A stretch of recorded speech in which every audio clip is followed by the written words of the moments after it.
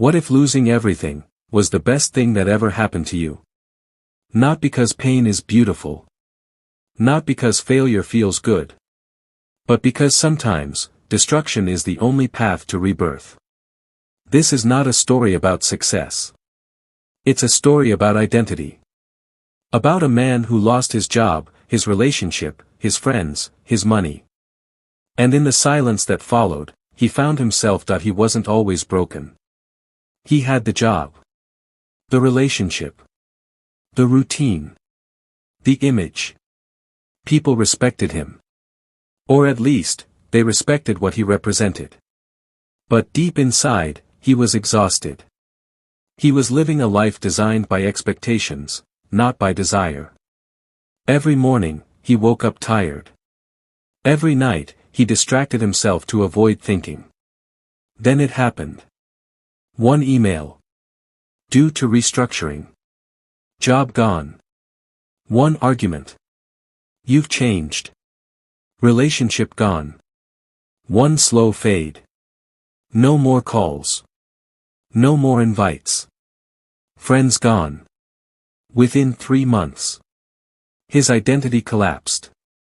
Because here's the truth no one tells you. When you build your identity around what you have, losing it feels like dying for weeks. He stayed inside.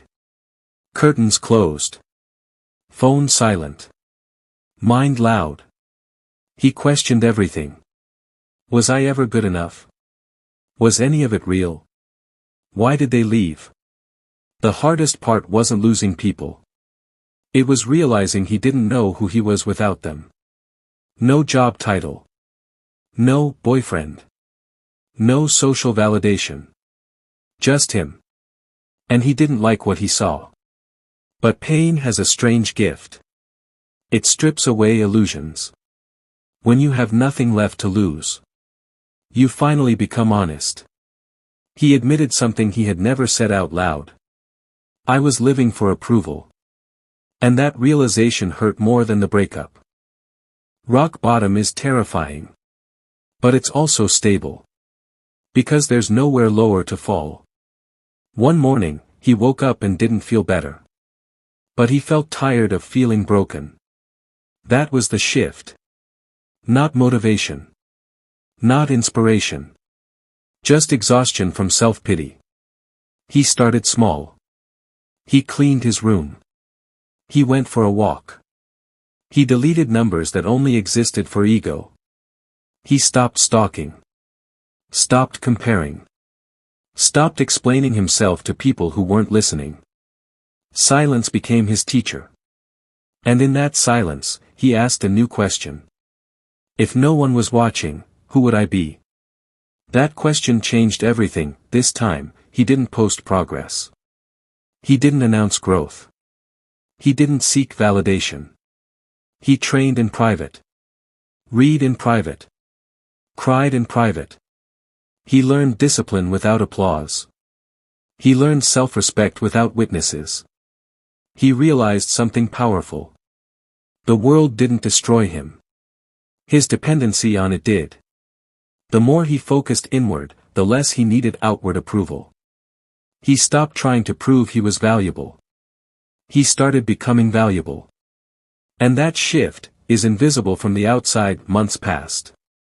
Opportunities slowly returned. But something was different. He no longer needed them. He understood something most people never do. Losing everything forced him to meet himself. The fears. The insecurities. The ego. The loneliness. He made peace with all of it. And once you make peace with being alone, you become dangerous. Not to others. But to mediocrity. Because now you move by choice, not fear.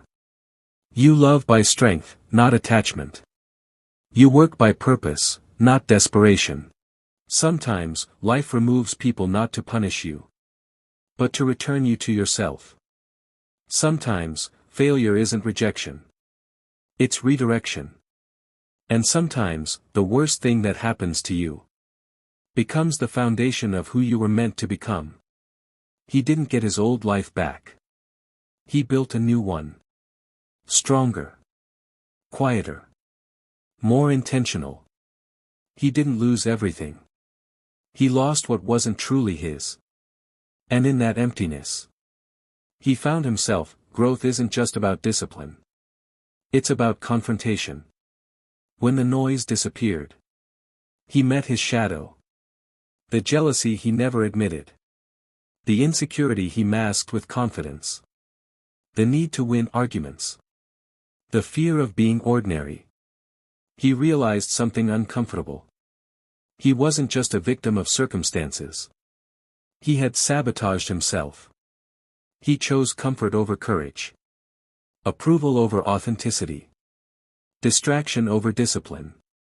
And instead of running from that truth, he sat with it. Most people rebuild their lives without fixing their foundation. He rebuilt from honesty. Because until you face the parts of you that scare you, you'll keep repeating the same story with different characters. And that day, he made a silent decision. No more pretending. Detachment is misunderstood. It's not coldness. It's clarity. He stopped chasing closure. Stopped needing explanations. Stopped waiting for apologies.